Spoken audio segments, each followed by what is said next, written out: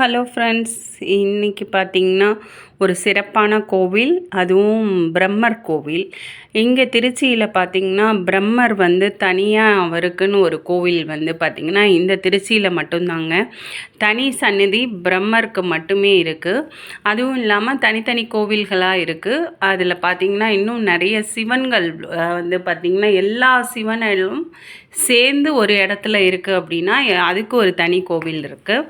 இங்கே பார்த்திங்கன்னா இந்த பிரம்மருக்கு மஞ்சள் துணி அந்த தட்டில் வச்சு அதோட மாலை எல்லாம் வச்சு எல்லோரும் கொண்டு போய் அவங்களோட ஜாதகத்தையும் வச்சு இதில் வச்சு நம்ம அங்கே சிறப்பு பூஜை பண்ணோம் அப்படின்னா என்ன நம்ம நினைக்கிற காரியம் எல்லாமே சிறப்பாக நடைபெறுகிறதுங்க. அதனால் மக்கள் எல்லாருமே இங்கே பார்த்திங்கன்னா அவங்கவுங்க ஜாதகத்தை கொண்டு இந்த தட்டை வாங்கி கொண்டு போய் பூஜை செய்கிறாங்க. நானுமே சாமி கும்பிட்டுட்டு சூப்பராக வந்துட்டேன். அழகான கோவிலுங்க. பிரம்மருக்குன்னு தனியாக கோவில் இருக்குது அப்படின்னா இந்த ஒரு திருச்சியில் தாங்க இருக்குது. நீங்களும் பாருங்கள் பிரம்மர் கோவில். இந்த கோபுரம் பாருங்கள் எவ்வளோ அழகாக இருக்குது. இங்கே பார்த்தீங்கன்னா தேர் திருவிழா எல்லாமே உண்டுங்க. இது இந்த தேர் இங்கே தான் நிப்பாட்டி வச்சுருக்காங்க. அழகான தேருக்கு ஒரு பெரிய மண்டபம், அதில் பார்த்திங்கன்னா தேர் நிப்பாட்டி வச்சுருக்காங்க. இங்கே நிறைய பேர் சிறப்பாக வழிபாடு போகிறாங்க. இது ஃபஸ்ட்டு என்ட்ரன்ஸு, கோவிலுக்குள்ளே நுழையிறோம். இது தனியான சந்நிதி. இது பார்த்திங்க அப்படின்னா சிவனுக்குன்னு தனியாக சந்நிதி இருக்குது. ஓகேங்களா. இது பிரம்மருக்குங்க. பிரம்மருக்குன்னு தனியாக பிரம்மர் தனியாக இருக்கார் அப்படின்னா இந்த ஒரு கோவிலில் தாங்க. இப்போ நம்ம பார்க்குறது பைரவர், அதுக்கப்புறம் சூரியன், எல்லா சுவாமியும் இங்கே தனித்தனியாக இருக்குது. ஆனால் பைரவருக்கு தனி சந்நிதி இங்கே ஒன்று தனியாக இருக்குங்க. அதனால் எல்லா கோவில்லையும் பார்த்திங்கன்னா சிவன் கோவிலில் எல்லாம் பைரவர் கண்டிப்பாக இருப்பார், சூரியனும் இருப்பார். அதே மாதிரி இந்த சிலைகள்லாம் சூப்பராக இருந்துச்சு.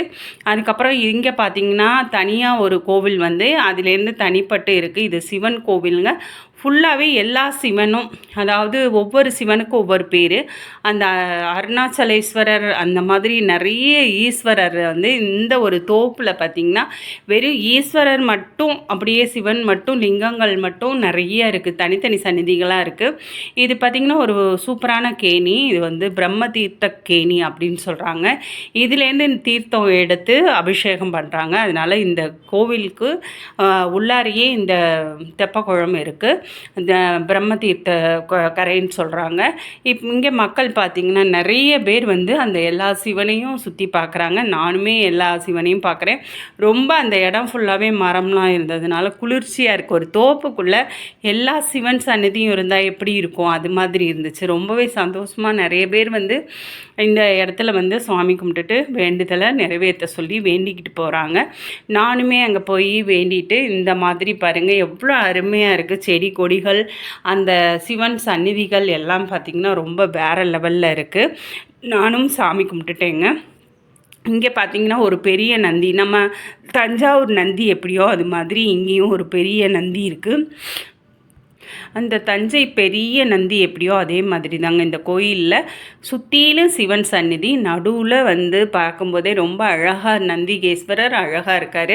இந்த சிவன் பார்த்திங்கன்னா சிவன் லிங்கம் பார்த்திங்கன்னா ரொம்ப பெரிய லிங்கமாக இங்கே இருக்குது. இதுக்குள்ளார பார்த்திங்கன்னா சின்னோண்டு பாதைங்க. அதை சுற்றி அந்த பாதையை சுற்றி நடந்து அந்த லிங்கத்தை கும்பிடணும். ரொம்ப சிரமப்பட்டு அந்த சந்துக்குள்ளே நுழைஞ்சு கும்பிட்டுட்டு வந்தோம். ஓகேவா. இந்த வீடியோ பிடிச்சா லைக் பண்ணுங்கள், சப்ஸ்கிரைப் பண்ணுங்கள். பிரம்மர் சந்நிதி தனி சந்நிதி இந்த ஊரில் தாங்க இருக்குது, திருச்சியில். உங்களுக்கு பிடிச்சா லைக் பண்ணுங்கள், சப்ஸ்கிரைப் பண்ணுங்கள், மறந்துடாதீங்க ஃப்ரெண்ட்ஸ்.